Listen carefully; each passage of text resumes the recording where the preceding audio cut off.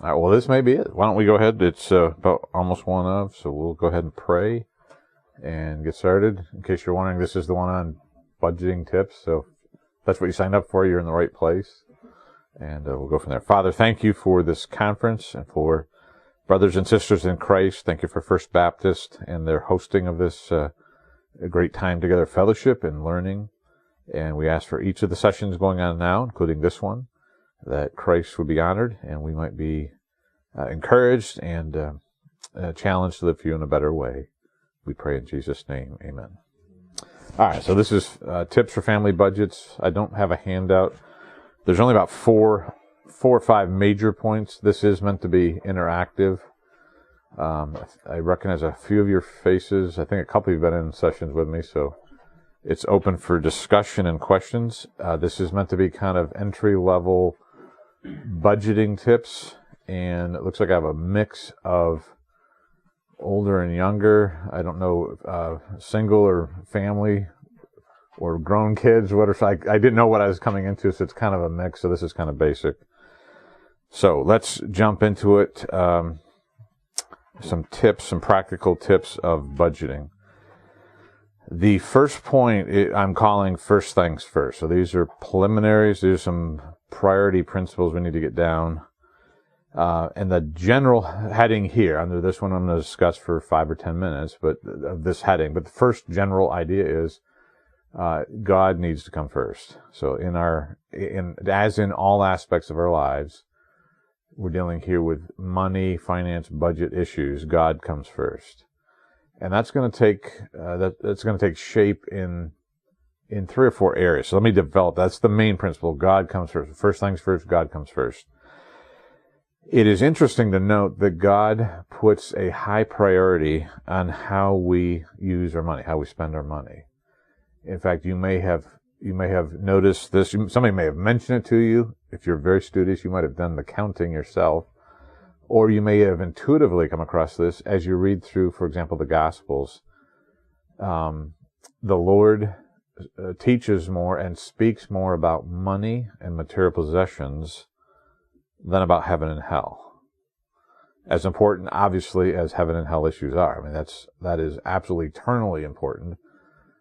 But the living, this conference has been on wisdom from above and skillful living and so on.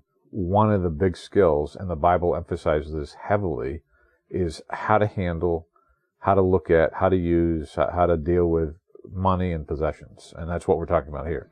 So under this first things first, we need to understand this is a pretty big topic. This is a pretty important topic. It's a pretty practical topic. Pretty much every one of us, now we have no young kids, I think young kids could probably get away with not having money, but pretty much all of us in our current world, it's hard to picture something where it's not that way, we're going to deal with money issues in order to keep body and soul together. I mean, it's part of the way life functions on this planet. And I don't want to get too far afield here, but even if somebody were to go, as they say, off the grid, I mean, maybe you know people or have heard of the story, people that go and live off the electric grid, off the telephone grid, even they probably somewhere have to have some money in order to get the property and so on. Anyways, that's kind of extreme, but all of us do it. So this is a pretty practical and pretty prioritized issue in our lives. And not only that, it becomes a big issue because it's a huge area. This is all first things first, the priority issue. This is a huge area of problems for people, and that's probably what we're addressing here. But how to view money, how to handle money, because you can go in one or two big extremes that most people, a lot of people struggle with.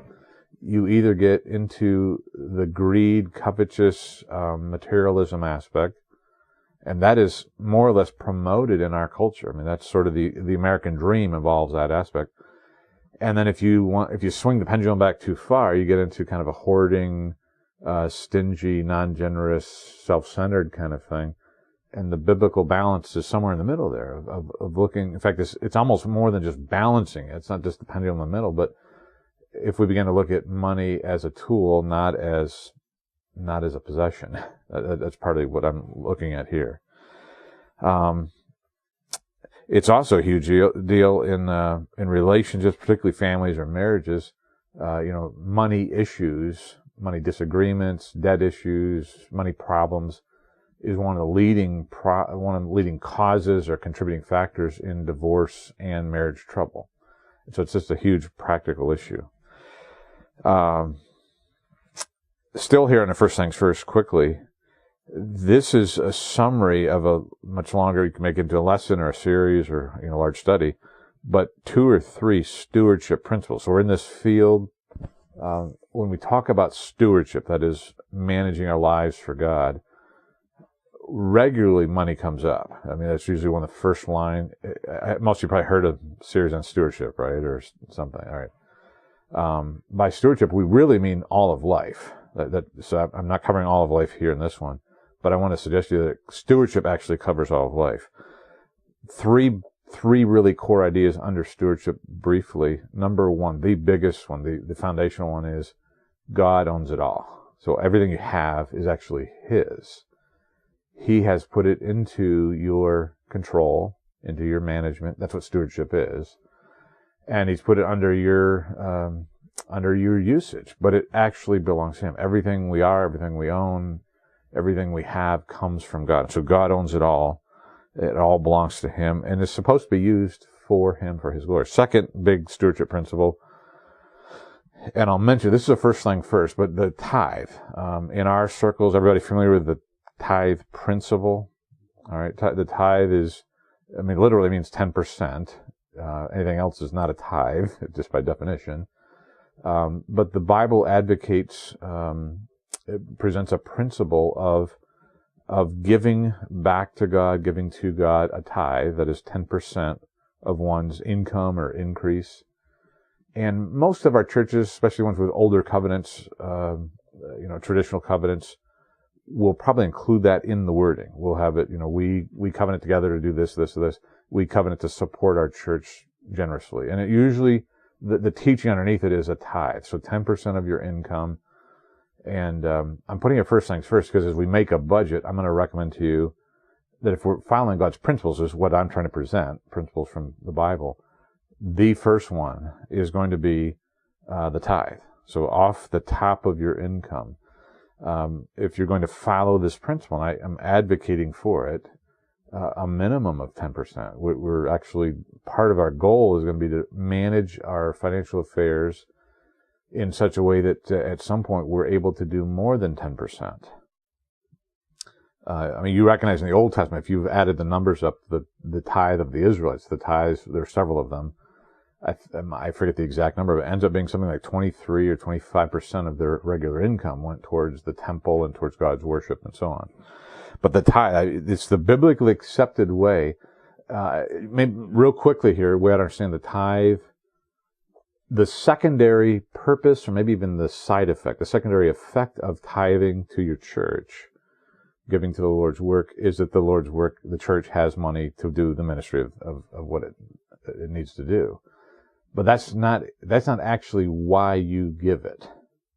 That's a secondary effect. And if you didn't, the church, I think God would supply some way. I would advocate that is the way He normally supplies for churches. We don't do bake sales in our circles or, car washes or something.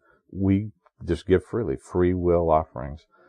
But the actual thinking behind the tithe is that the tithe is the biblically directed, biblically accepted way of you, the giver, acknowledging that God owns all of it. There's a longer study, but it's almost like a deposit. When you make a deposit on a home purchase, put a down payment down, an earnest payment. It used to be in previous times, before we got into housing bubbles and crashes and all that 10% was the standard amount to say, I am serious about buying this house and I'm going to finish paying for it.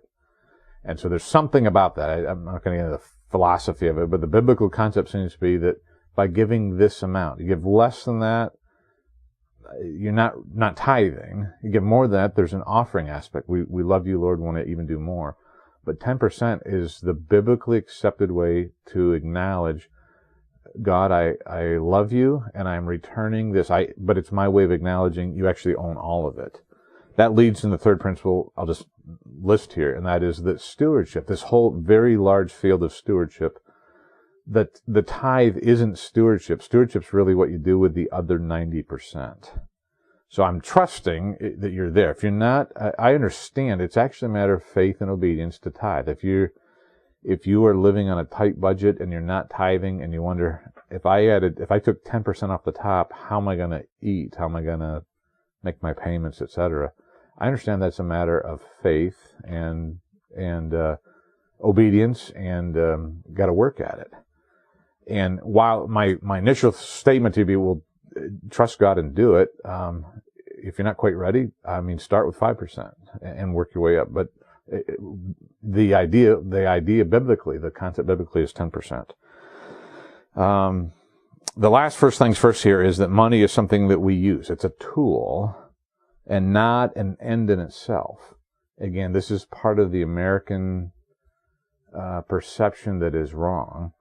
When it becomes an end in itself, it's actually an idol. And by end in itself, what I mean is things like when our view of money includes trusting our money.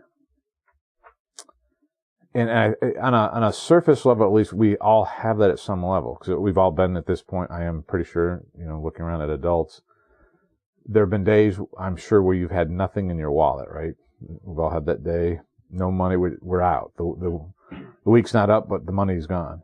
And there have also been days after payday when there's whatever amounts for you, $20 in there, or $200 or whatever, and we have a greater sense of confidence, right? We can travel, we can move, put money, we can put gas in the car, whatever. And the caution there, I'm not saying that's necessarily all wrong, but the caution is the things we trust. Godness, deity, worship, involves something we trust. And in fact, there is a very specific reference to that in 1 Timothy 6, where Paul tells Timothy, warn those who are rich not to what? Not to trust or not put their hope in uncertain riches. And I want to remind you that, I think it's in the book of Proverbs, Ecclesiastes, it talks about money, riches, wealth can grow wings, and it can fly away. If you've been there, some of you, I think, have enough age on you who have seen that happen. Money come and go. You think it's all secure. There are people around us in the past 10, 20, 30 years who had money in the stock market or money in the .com tech companies or whatever, and they were doing well. Things were great, and all of a sudden, as they say, the bubble burst. Something plummeted, and they lost, percentage-wise, lost half or 2/3 or whatever of their wealth. Very fleet-footed. And so we don't trust in it. Our confidence is not in that. What we're trying to do is manage it. We're trying to see it as a tool. And this the guys will probably resonate with this. I think the tool concept is pretty strong. If you guys are into tools, I'm not a big mechanic guy or something, but I have a few tools. But those guys who are really into tools, saws, hammers, power tools, whatever, that man thing. It's not wrong to have the tools, but if you look and if you worship, if the joy is just in accumulating the tools, but you never do anything with it, you've got the wrong concept. I'd rather have a friend with just a simple toolbox who goes around helping people fix things than a guy with a whole garage full of thousands of dollars of tools. All he does is polish them. It doesn't do any good. The same thing with the money. We would rather be people who God has blessed with even just a small amount, but we use it to help people, to minister in the church, to take care of our families or whatever it might be. And so it's a tool, not an end in itself. Probably 20 or so years ago, a friend of mine, his dad was in his 80s, an old farmer. And I forget what we were talking about, but it had to do with money. Yeah. And I said something about spending money or something, and I asked the old guy something about that. And he looked at me and he rather gruffly said, I don't spend money. I use money. Mm-hmm. And that was pretty much it. And he kind of walked away, and, and the idea of spending versus using, spending seems to be kind of a waste. versus using it as, like you said, a tool. Yeah. So it was a concept that I don't think you think about when you're young. Yeah, some of this comes with age and maturity. If any of you who have kids, that are growing up or have grown up, you recognize that aspect that, and we were like that when we were kids too. Like money, almost the kind of money grows on trees. I mean, I remember our kids at different times, something would break, and as a parent, you're like, a parent on a modest budget, you're like, you just broke a $10 toy or a $20 tool, or my son used to leave hammers out in the yard, or stuff like that. Not only does it rust, and it's like, that's a waste, but if the guys doing the church, around the parsonage, if the people doing the church lawn mowing came over and hit a hammer with the mower, you've not only ruined the hammer's the least of your trouble. You may have gummed up the whole mower, and they think, oh, well, broke the hammer or lost the hammer or something. Oh, let's just go buy another one. That concept. By the way, it makes me think. This is again one of those freebies thrown in alongside. There's an interesting concept here of. The issue with money is very interesting because the two big elements of stewardship, maybe there's some others, but the two biggest ones are time and money and time. We're talking on money here. There are some parallel tracks, there's some overlapping principles, but there is a difference.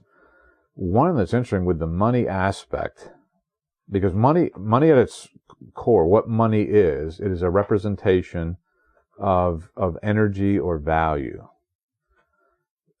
So in other words, in my wallet right now, I think I have a $20 bill in there somewhere. If you held up a $20 bill, that represents the ability to accomplish something. I mean, it accounts for, I don't know what the gas prices are, what, $2-something, $2.50, $2.60.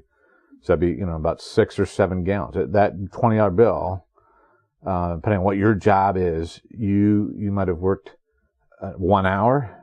If you've got a really good paying job, it might have been half an hour. Starting wage, that's a couple 3 hours. It represents a certain amount of time, and it represents the power to do something. Buy a lunch, buy gas, do something. The interesting thing with money is that it is possible, and we're going to head in that direction, it is possible to save money and to store it up. It can be saved, so that it can be accumulated and it can be used at different points in time. Time isn't like that. There are a lot of overlaps in our stewardship, but time is different. We're not talking about today, but just thrown in alongside. Whatever you're going to do today, you have to do today. You cannot store up the time. Part of time management is probably learning the ability to, at least in certain activities, save time, to cut corners on time, become more efficient in your ability to get things done. But you cannot bottle up time and use it next week. You invest it today, and once today's gone, it is always gone. The money can be saved. So there's an interesting side note there. We want to get into the bulk of this now for the time we have. 2 sections on budgeting. This is about budgeting, so 2 sections on budgeting, and we'll work through again. I welcome your comments and interactions. The first one is just the need for the budget. I'm calling it plan your work, meaning building your budget. So there's some things here. If you have never budgeted before, and I don't ask for a raise of hands, but if you have never budgeted before, this is what this is for. If everybody has, we'll move through it quickly. But if you have not operated on a budget, and what do we mean by a budget? We mean a written plan of how you expect to allocate your money, how you expect to spend or invest your money. So we're starting from a statement of this point is planning that work, building your budget. It usually takes a little bit of time. I've worked through it with our family on different occasions, and talked to others about it, taught on a little bit. I'm not an expert, but these are some of the tips I have. It usually takes, to actually get it rolling properly, takes 2, 3, 4 months. The reason being is the first step is you have to track your spending accurately. You need to know what you're spending, because this is a balance of spending and income. Usually we're pretty good, we who have jobs, that's probably most of you here, but if we have a job, we usually know what we make. Because if the boss shorts us, we let him know, right? No, I did actually work 40 hours. You owe me the other 2 hours, whatever. But it is our spending that needs to be tracked more accurately. And so that usually takes a month or 2 or 3 of tracking it in order to get accurate numbers. Because if I sat here to say, well, tell me about your budget, unless you are quite organized, and you should be leading the talk here, unless you're quite organized, you would list off several things, but if we went back to it a week later or next month and asked the same question, you'd say, oh, I forgot to tell you about this, and I forgot to tell you about this, and I forgot to tell you about this. That's just what happens. And so it takes a little bit of time. You have to track the spending. This is a control, record keeping and control at some point. This is what the budget is, of the spending, the expenses, and the income.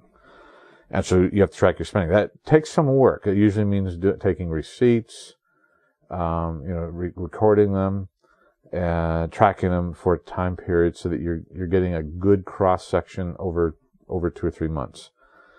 Second aspect, I already mentioned, but you need to know your income. What do you make? How do you make it? Do you get overtime? There's going to be a variety of issues. If we have retired people here, you're on a pretty fixed income. It's probably not going to change.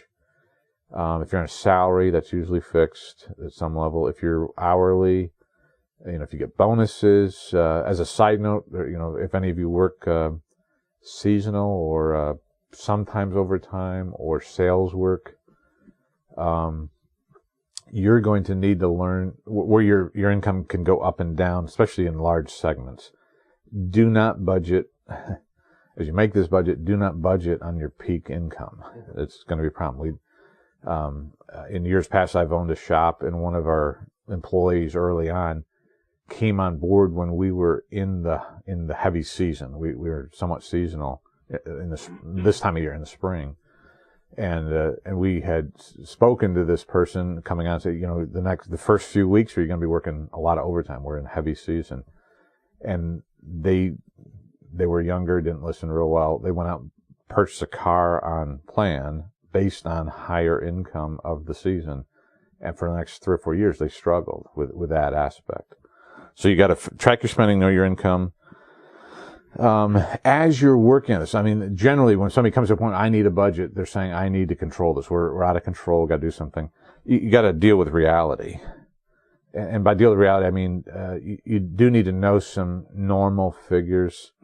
You really do need food and clothing and shelter. So don't try and make your budget where, we'll make budget if we don't eat, only once a week. It's not going to happen. You need to eat. And I would say as a dad, our numbers, once when I talk to people in detail about our numbers for our food budget, and occasionally I get somebody who they blow me away. They're spending like half or 1/3. And I always wonder, I'm not sure they actually know what their budget is. And I've also looked at the standard numbers. If you Google around on the computer, you can find government tables on average income spending on food and stuff. And we tend to be on the middle or lower end of that. So there are people who spend quite a bit more than us. But for us, our food budget, I found that even teenage girls, even girls eat quite a bit. At least my girls have a healthy appetite. And so we put, a food budget is one of our larger categories. You got to be realistic in that way. You also got to be realistic, as you say, often you come to say, I want to get this in control. I want to set some goals for saving, whatever. You got to be realistic. There is a lifestyle discipline, timing issue with this. If you have been struggling for several years with overspending, you do need to make the changes, but don't become discouraged when you say, I'm going to have this budget and it's going to be perfect. I'm never going to overspend in any category for the next 3 years. At least my experience has not been that. In fact, I advocate as a personal thing. I don't have a verse for it, but as a personal thing, most of us, I think, benefit from a little bit of an outlet of a splurge thing. So you're having a tough week. In our case, like if my wife's exhausted, she's had a tough week. I will sometimes say, well, let's go out and get something to eat rather than have you cook. That kind of thing. Maybe forget something else. You love reading, so a book's not in the budget, but you're gonna buy a book to read, to relax, or whatever. That kind of thing. It has to be in control. By splurge, I don't mean, you're on a modest income and you've had a tough spring, so let's go to Disney for 4 weeks, and spend $2,800 or $5,500 or whatever, that's going to bust the budget. So you got to deal with reality. In building the budget, some of the things we're going to work on, I've already mentioned, keeping the records. You got to keep the records, and you'll maintain those. You have tax things, you have record keeping just for knowledge. You're going to need to evaluate and check it regularly. The budget is a process. It's an ongoing activity. You don't write the budget and then put it in the drawer and that's it. You have to maintain it. If those of you who are married, if there's a family budget, this maintaining and evaluating the budget includes communication with your spouse. So you're going to talk things over, and it can become a point of contention, but it can also be a point of blessing when you're working together and as you grow in this skill. And Debbie and I have had an experience with some of both. We've had some heated discussions over the years on money issues. We've also had some great blessings as we've grown together and realized we're working on this together, and let's figure out how to help our family. Let's improve in these things. And so this communicating with your spouse. I don't have the specific numbers here. Some of the Christian groups, I think Crown Financial is one. I'm not trying to fully advocate anybody. Debbie and I have used Dave Ramsey's stuff. He's pretty well known, pretty popular. I've read through a couple of his books and found it to advantage. And I'll even mention it later on debt reduction. But some of those they have done more work than I have personally on some the norms, your categories, norms like housing. I did this from memory. I think they recommend, most of the conservative people recommend that your housing expenses not exceed something like between 25 and 40%. 40% is pushing it. And that, again, there's some variation. So you have big categories like housing, for like a family, food, car payments, health and insurance, and so on, the different categories. And my point here is you got to be realistic. You're probably, like housing, they say between 25 and 40%. If you're in the housing market and you're in the process of mortgage payments and so on, or going into that, you're probably, unless you make tremendous income and buy a fixer-upper, you probably are going to be in those norms. It's going to be hard. That's just our lifestyle. But my warning here, by being realistic, what I'm talking about is that range, I think, is 25 to 40%. Well, if you're pushing 40%, and the range for food is whatever, 10 to 20%, and the range for a car is 10 to 20%, if you're pushing the upper levels of all of those, you're going to be over budget. You're going to run into trouble. And so you got to be realistic. It's like anything in life. There's a moderation. If you learn to live moderately in most things, that's part of what's going on here. And so you might personally make a choice that here's a house, we're looking for a house, and it's going to push the upper limits at 38%.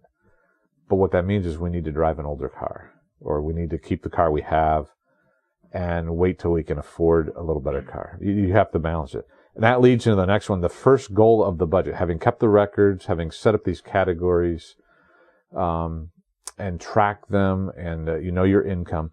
The first goal, this is just common sense, but the first goal is to balance the budget. Now, we hear that all the time from Washington, we're going to balance the budget. What do we mean by balancing the budget?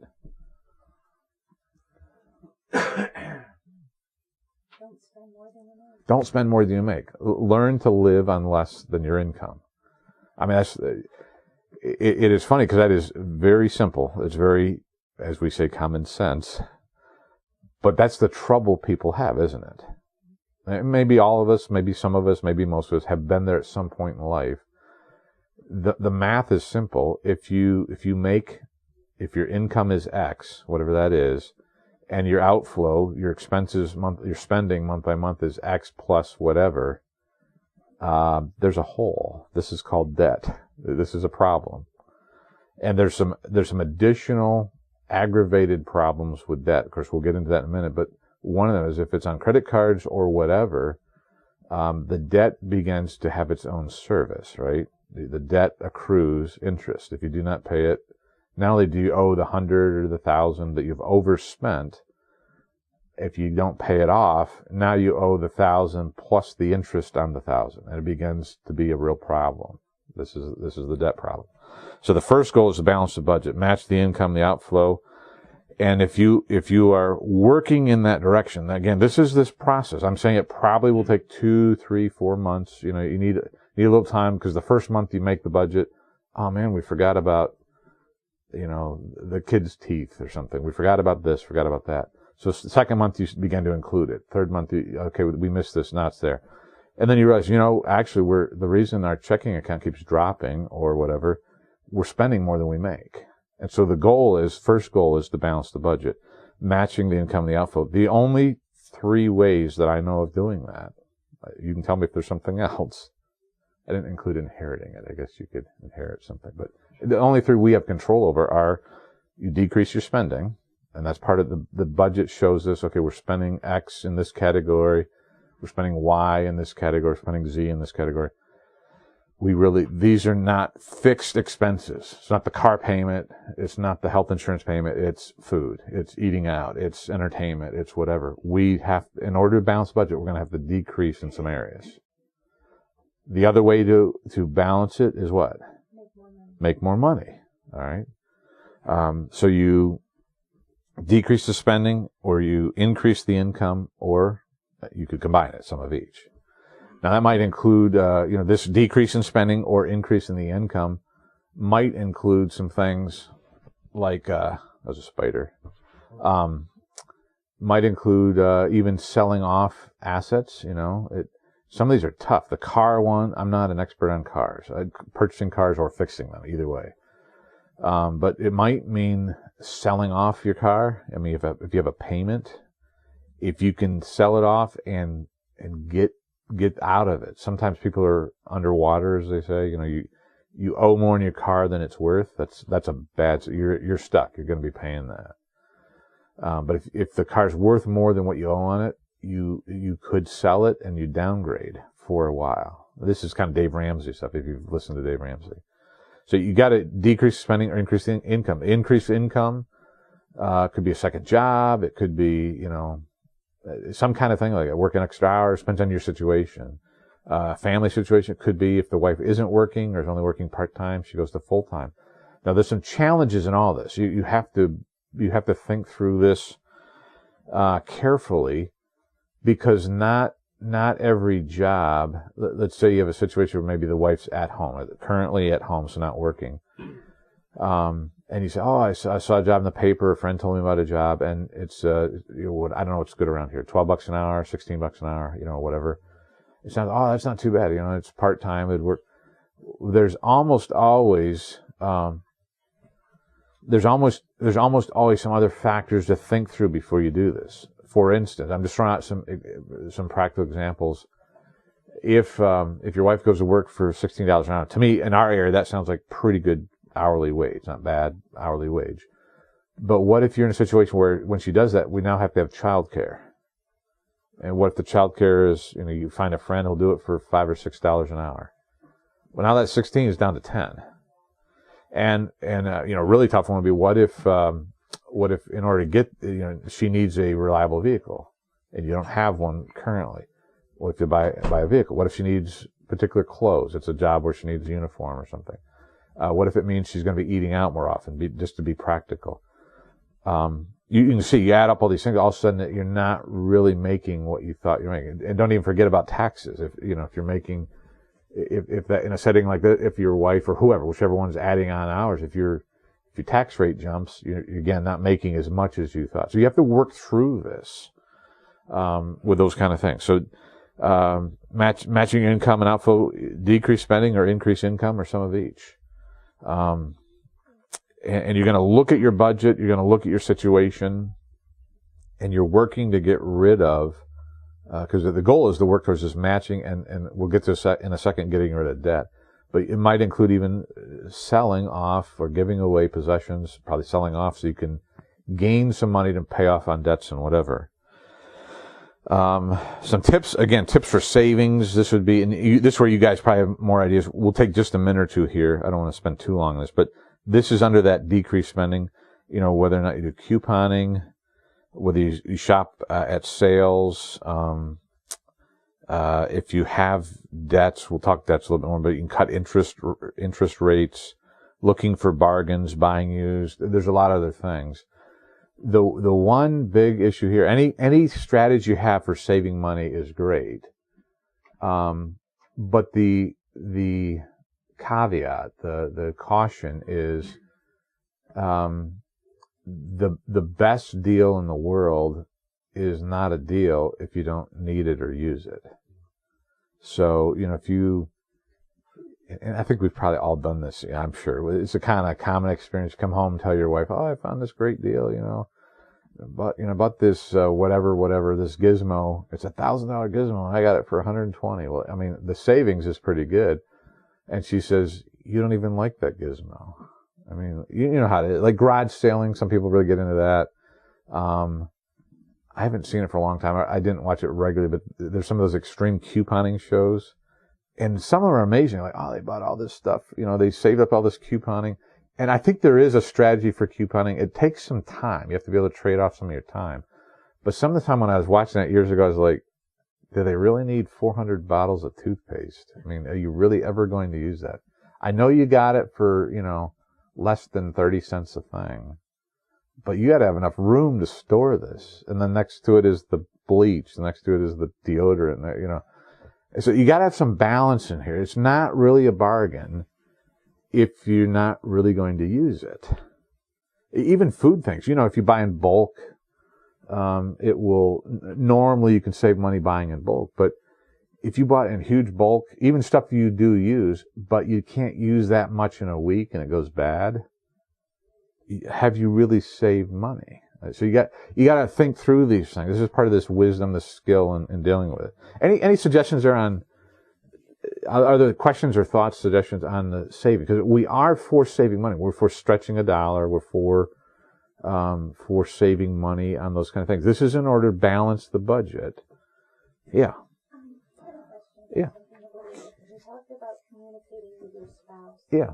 At what age would you suggest communicating with your children about the budget and letting them in on your spending and how much you make and teaching them these things? Yeah. The basics of it, different aspects of it, we've started young in our family, like the tithe.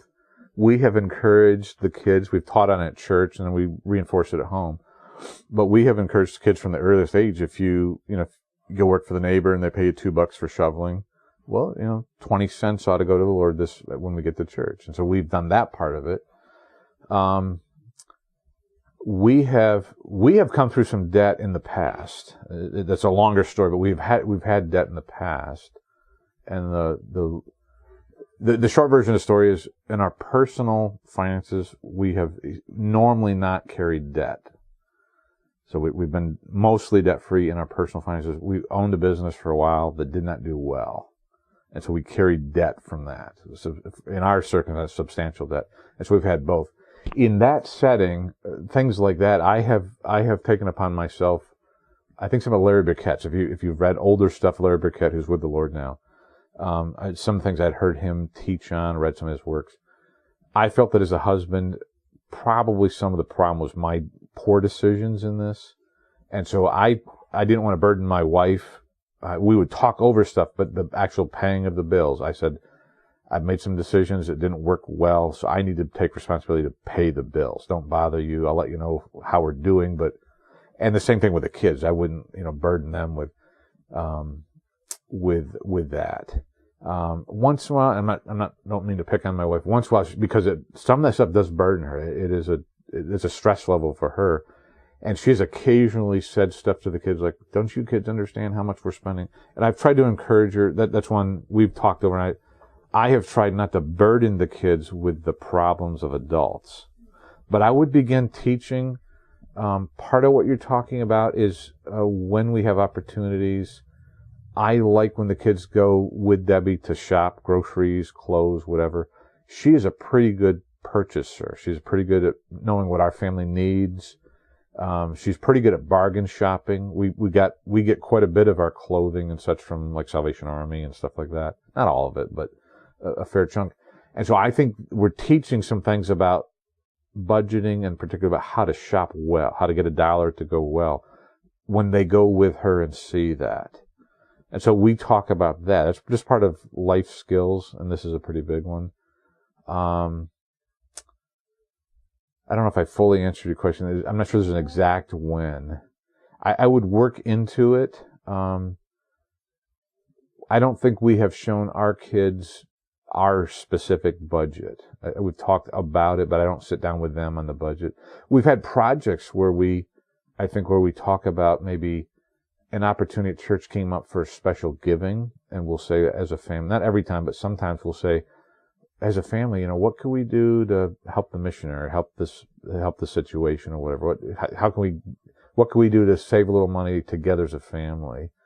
And I think we've done the same thing with maybe planning vacations. Once or twice said, well, I think we could swing X dollars. Here's what things cost. What do you want to do? And so we've worked on that a little bit. Because we talk openly Mm-hmm. about, my husband and I, we pay the bills together. Yeah. Yep. And we shop together. Yeah. And that kind of thing. And, we only have one son, so he's always with us. Yeah. And, we talk openly about it. We don't get into, if we're worried, we don't. Right. I would not burden the kids with it until they're a little older, and if it was a real serious thing. Even then, you are the parents, the child is not. So it is your job to carry the burden of being a parent. But if they're getting into their teens, middle teens, later teens, whatever, you're going to begin to teach them some things. And it might even include, hey, you've probably picked up that things are tight. You've noticed we've been a little more careful. Here's what's going on. Dad's hours got cut or whatever the situation. And so we're trying to be careful. And there's some things you could do to help. Here, we're trying to be good stewards before the Lord.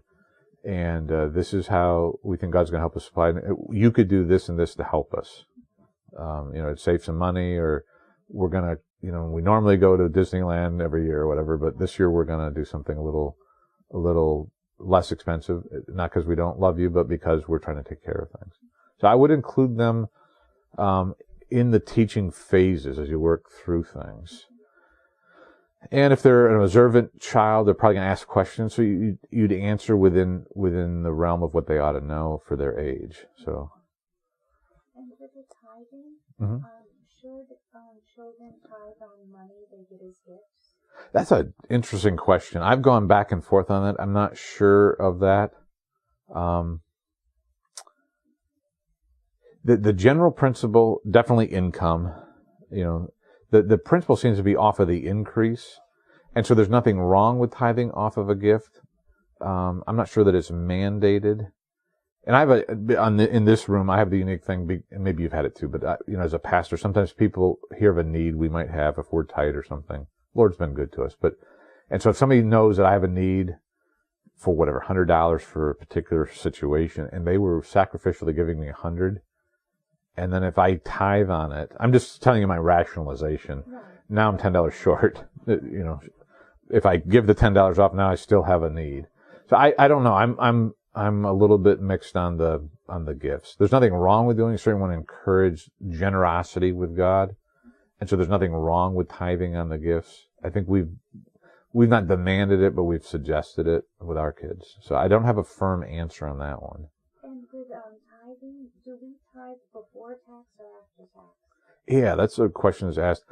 I advocate tithing on the gross, so the before tax, because, not to be funny, but the tax people tax you on the before tax income.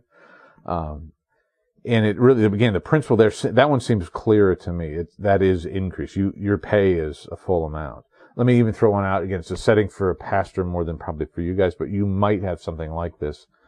And I had a pastor friend. I had not thought of this till about 15 years ago. In fact, I didn't think of it. It was suggested to me about 15 or 18 years ago from a pastor friend. But in our setting, as in some church settings, there's a parsonage. So the church provides a house. And I was challenged. I just had not thought of it. I get a value out of that house, even though I don't get a check or cash for it. And so I was challenged, and I decided to do it. I tithe off what I perceive to be a reasonable rental value or mortgage value of that parsonage, because I'm receiving an actual value. So I don't get cash for it, but I do get a value. So I do tithe on that. Maybe you have something like that. I don't know. It's off the increase. In the old days, they tithe off of their crops. They would give 10% of their corn or wheat or barley or whatever. So there was something going on there. I asked that question. Do I tithe on the gross or the net? And the response that I received was, "Do you want to be blessed on the gross or the net?" Yeah. So it's just difficult. Yeah, it is. Yeah. Because when you take out 30% for the government.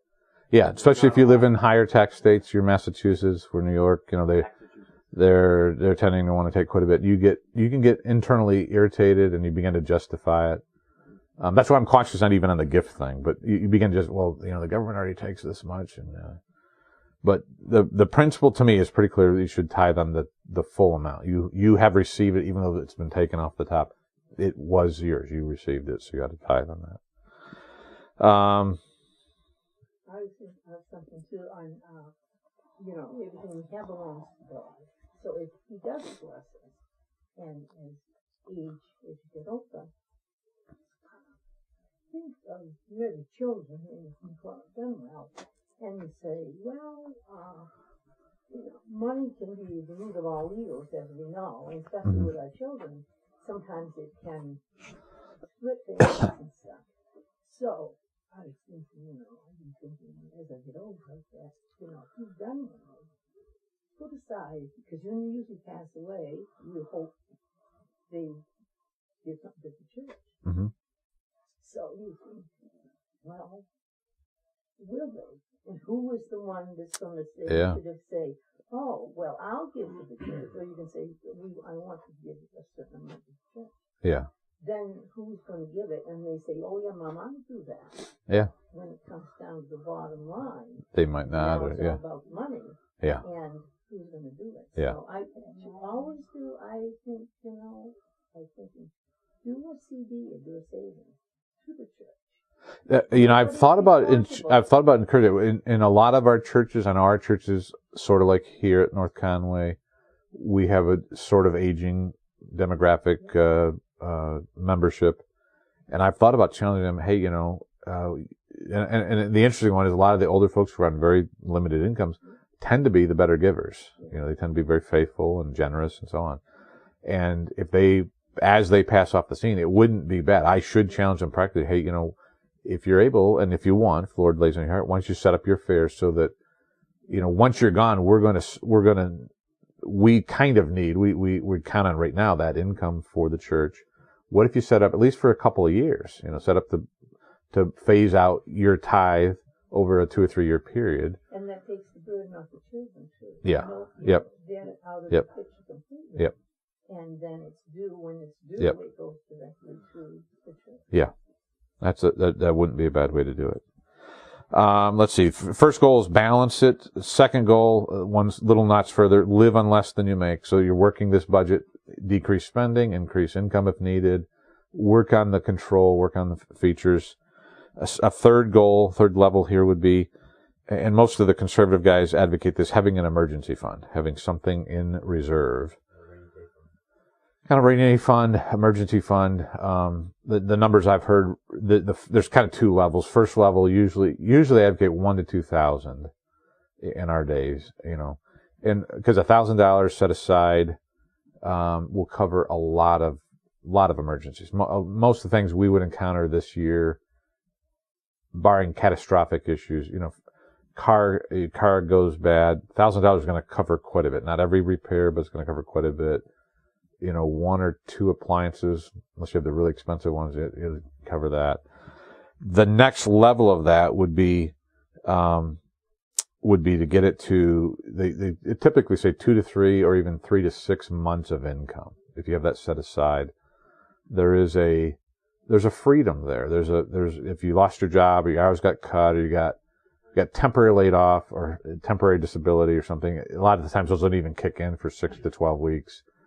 You got to still pay the bills. And the issue is if you actually had whatever your income is, if you make $2,000 a month and you set aside $6,000 in a separate account, I think the day you got laid off, or the day you got hurt, or the day you had an emergency, you would, if you're thinking, you would say, we're going to trim back anyways, just to be careful. And so that 6,000 might even extend to 4 months carefully, or 5 months if you're really careful. So there is something there. Just a comment on this too. The whole issue here is living on less than you make, and that's eventually going to lead to not living hand to mouth, as the saying is, not living paycheck to paycheck. I won't ask in our room here, but that is where a lot of people are. In fact, a lot of people are living paycheck to paycheck, and they need Friday's paycheck coming up in order to pay last week's bills.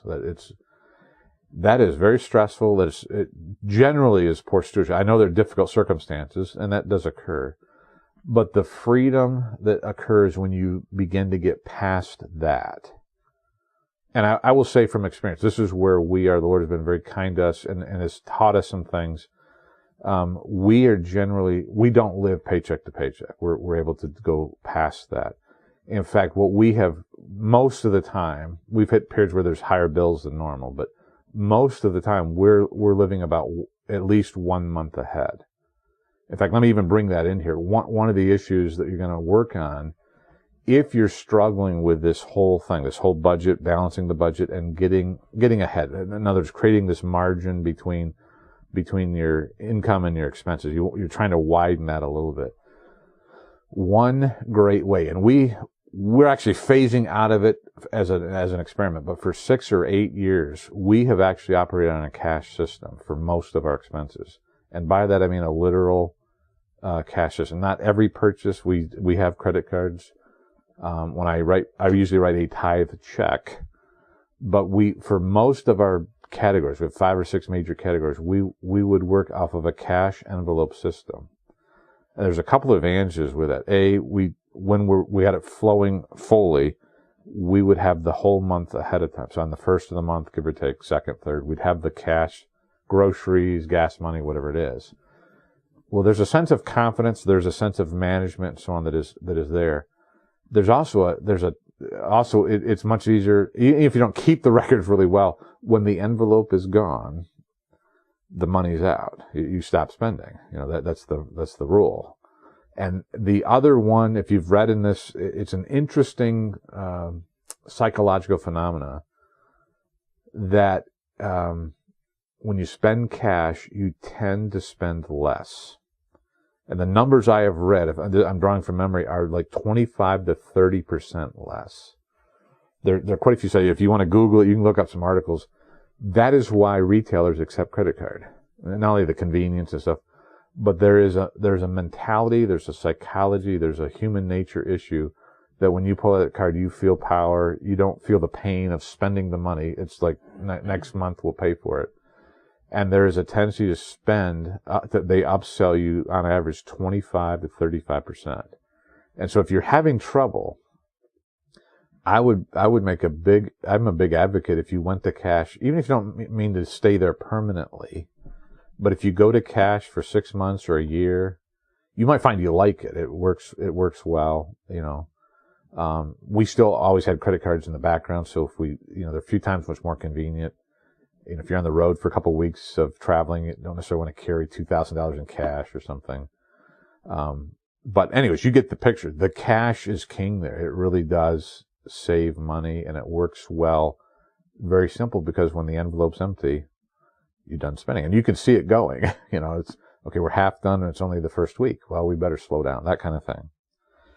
It's time to quit. Let me make just 1 or 2 comments on debt. Had other stuff here, and then we'll wrap up. But debt is just a problem. If you're in debt, you need to get out. Dave Ramsey has some pretty good material. His Debt Snowball, if you've read his material. I mean, there's 2 basic approaches. If you have several accounts, credit cards are typically the one Americans have.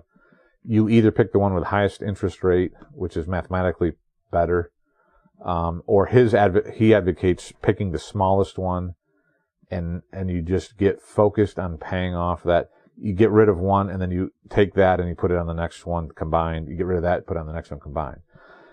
You just got to get out of debt. Debt is a slave. I mean, you are a slave to debt. It's a master. It's a bad master. You are presuming on the future. You're removing opportunities. you are just limiting yourself in so many ways. So you have to get out of debt and take care of that. Anyways, those are some real basics. Hopefully some tips there. Anything, last question, last comment, because it is time to go. Last two. Well, one thing that, the tickets here for megabucks tickets, all those things. Yep. They're a big thing. They're just like, they give me megabucks ticket. So I always witness my witnesses. If God maybe wants me rich, I don't have to have a ticket. God can make me rich without a ticket. Yep. And the statistics on the winners, I don't know if you guys have read any of those. Almost the statistics are earth-shattering. The winners of those big mega payouts and all that, almost all of them, very high percentage, within 1 to 2 years, are worse off in major debt than before they won it.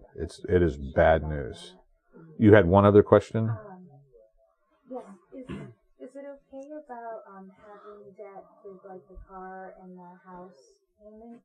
Great question. Let me answer it as fast as I can. It was in my list, but we expanded something, which is great. I'm not one that says you cannot have any debt. I'm not. Some theologians, some Christians say no debt, period. I think we're just very cautious. Avoid it. Get rid of it if possible. And if you have debt, pay your bills. Pay what you owe. You have two different issues. On the mortgage side, house thing, you have theoretically an appreciating asset. You have something that will probably increase in value. The trouble is that is not always true. Just talked to somebody here at this conference who was paying a mortgage, has a house, and their area just got downgraded. The township downgraded their neighborhood, and it lowered the property values. So it's not a guarantee. There is a way theoretically, I'm not an expert on it, this is something I picked up from Burkett a long time ago, to try and write into the contract that the house is a complete, if everything went sideways, the house is a complete payment for debts, period. The bank can take it back and you owe nothing, even if they can't sell it for what they were hoping for. You didn't need to check on it. The car, and I already said, I'm not a great car purchaser. The Lord's helped us. We haven't had a car payment for 15 or 20 years. Ironically, we're in the need for a car, so we're talking over what to do. The problem with the car in comparison to a house is you normally have a very quickly depreciating asset. For most of us, I'm going to guess we're all kind of middle class, middle income, or on the lower end, probably. I don't know, but I'm guessing. Most of us really can't afford a new car. I'm not saying nobody can. I'm not saying if you bought one that you did wrong, but you understand when you drive, when the wheels hit the street, you've lost 8 or 10% before you've driven a mile. It's a used car and it's dropped. So for most of us, the strategy is probably buying 2, 3, 4-year-old cars or more. I'm not the best one on this. It's one we're still trying to figure out.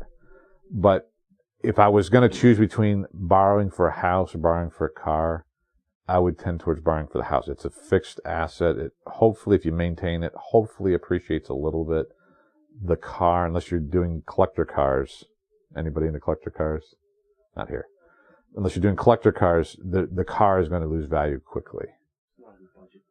It's going to blow your budget. Yeah.